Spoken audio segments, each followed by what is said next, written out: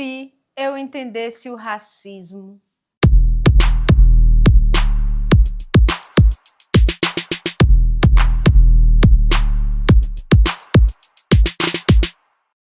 Vi um pretinho e seu caderno era um fuzil. Racionais MCs. Para entender o conceito de raça no Brasil, é primeiro preciso entender como a nossa sociedade foi construída. A nossa sociedade foi construída a partir de um racismo chamado racismo estrutural. Vamos entender o racismo estrutural? O racismo ele pode se manifestar, segundo Silvio de Almeida, através de 3 campos. Primeiro, o racismo direcionado à pessoa. Seria um racismo pessoal, quando eu pratico uma fala, um ato racista contra uma pessoa ou um grupo específico. Isso é uma forma individual do racismo. O racismo pode se expressar também de forma institucional, quando as instituições se manifestam de formas racistas. Exemplo, quando faço uma seleção de uma pessoa negra e uma pessoa branca que tem o mesmo currículo e a mesma escolaridade, e eu coloco e atribuo a essa pessoa negra um cargo subalternizado, eu estou praticando um racismo que é institucional.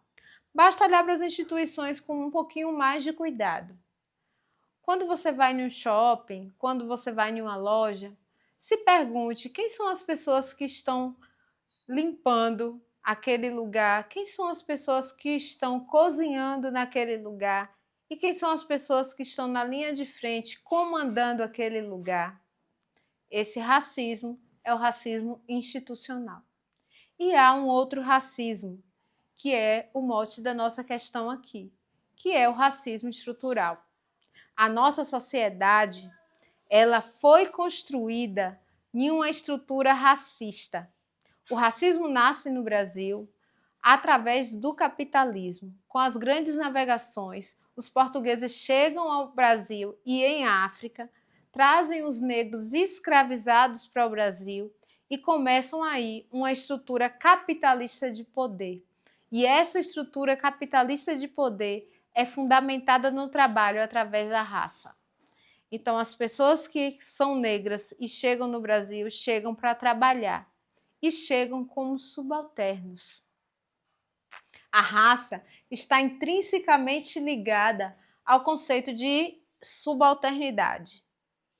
Então, as pessoas negras são consideradas subalternas em uma sociedade em que a estrutura é racista.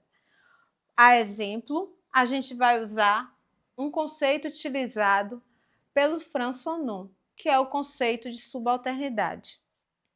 No conceito de subalternidade, o negro é visto como o outro do outro. É como se a pessoa branca fosse a pessoa única capaz de pensar e a pessoa negra fosse esse outro que é exótico, esse outro que não pensa, esse outro que precisa ser alfabetizado, letrado, esse outro que precisa se civilizar. Então, esse outro sempre estará num espaço de subalternidade, independente da camada e da ascensão social que ele ocupa, porque raça é um atravessamento, independente da sua localização dentro dessa pirâmide social sob a qual estamos inseridos. A raça ela vai atravessar todas elas.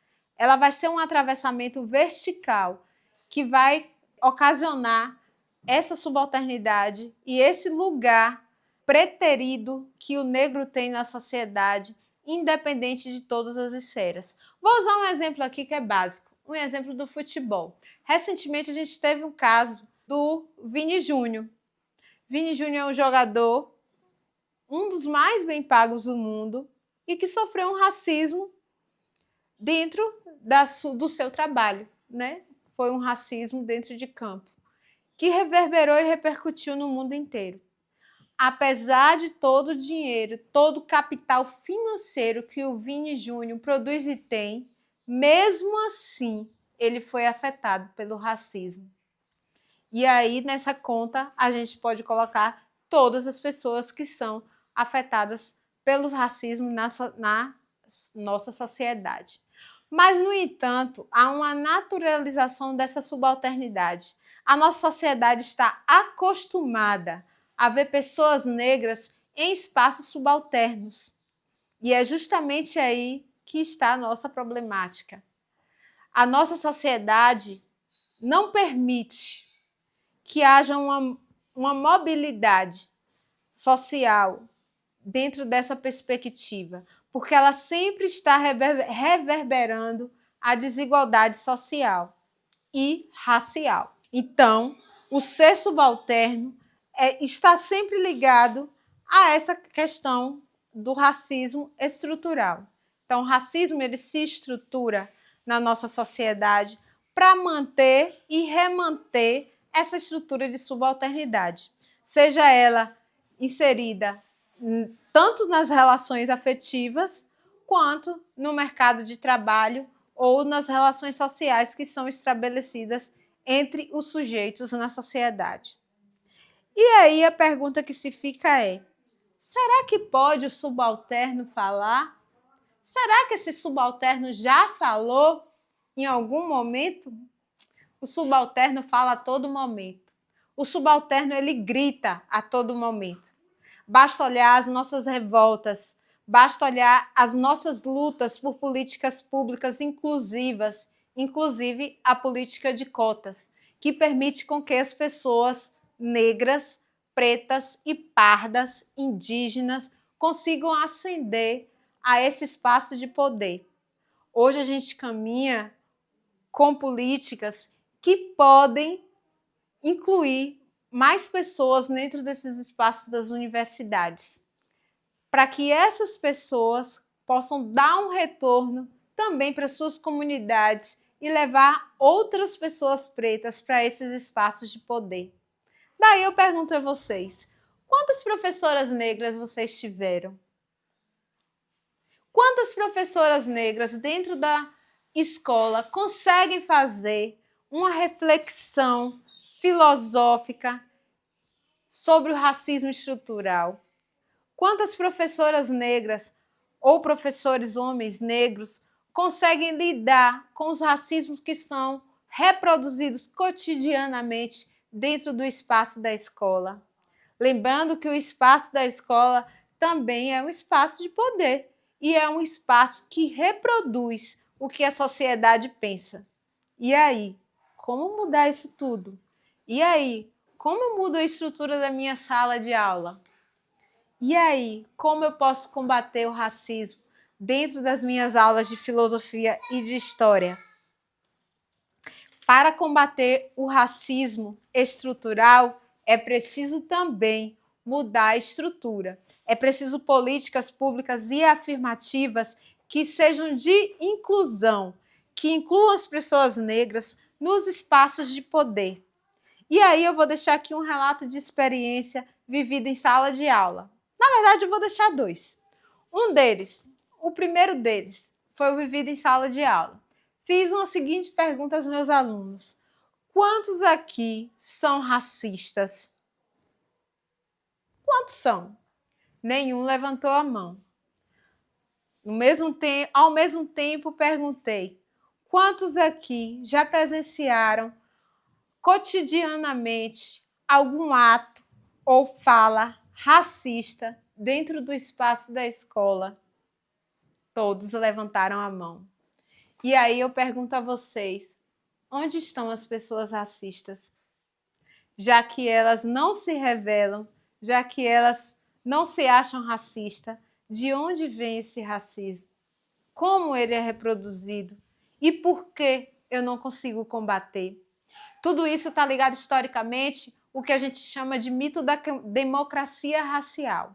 O Brasil é construído com um mito de que todas as raças convivem e se conduzem harmonicamente. Mas não há harmonia em nada disso.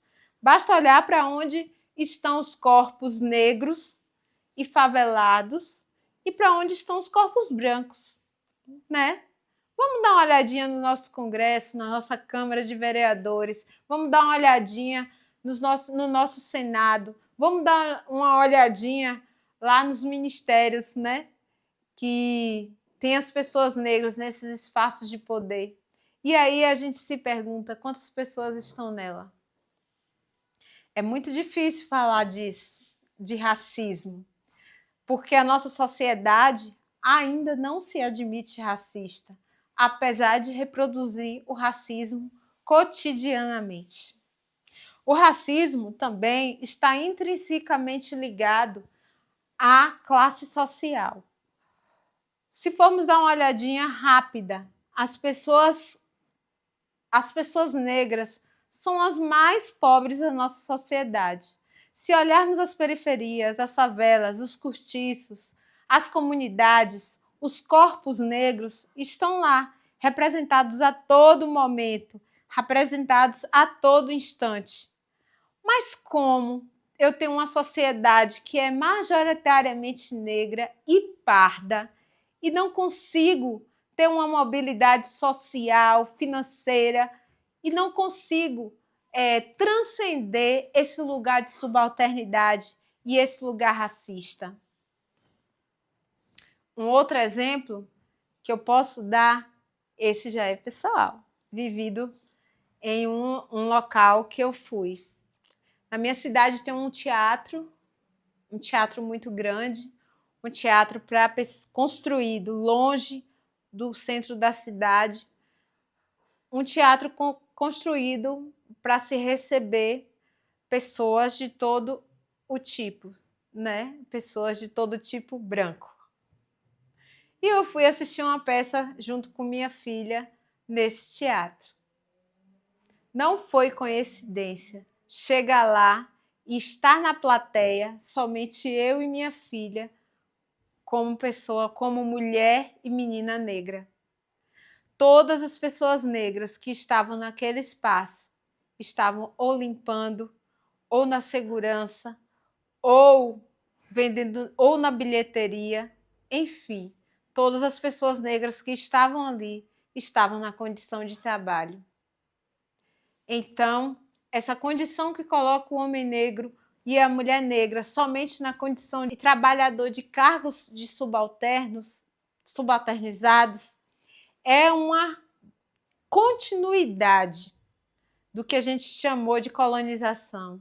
É como se as pessoas escravizadas que foram libertas continuassem ainda presas naquele 13 de maio que libertou as pessoas pretas da escravidão. Libertou da escravidão, mas jogou nas favelas, jogou nos cortiços, jogou nas periferias, jogou nos barracos, jogou nas violências que são simbólicas e que também são reais dentro do espaço sob a qual estão inseridos. Mas eu, enquanto professora de filosofia, e se eu quisesse fazer um ensino antirracista dentro da minha sala de aula? A primeira ideia que me vem à cabeça é colocar essa galera para ler. E ler textos antirracistas. Ler textos que falem da necropolítica. Ler textos que falem como essa sociedade ela foi estruturada dentro do racismo. Então, a prática pedagógica ela é importante para que eu desconstrua o racismo dentro da minha sala de aula e possa contribuir de forma significativa para que meus alunos pelo menos entendam o que é o racismo estrutural. Eu preciso adotar políticas, medidas, leituras antirracistas e trazer isso para o meu espaço da escola. Minha prática docente me ensinou que a melhor forma de falar de racismo é lendo autores negros, lendo autores que sabem que são negros, lendo autores que tratam as questões raciais de forma científica, né? Desconstruindo que esse lugar do negro como caricato, como o negro que é engraçado, o negro que reproduz, né? Que acaba reproduzindo a própria fala racista e estrutural. E aí, vamos fazer uma filosofia antirracista em nossa sala de aula?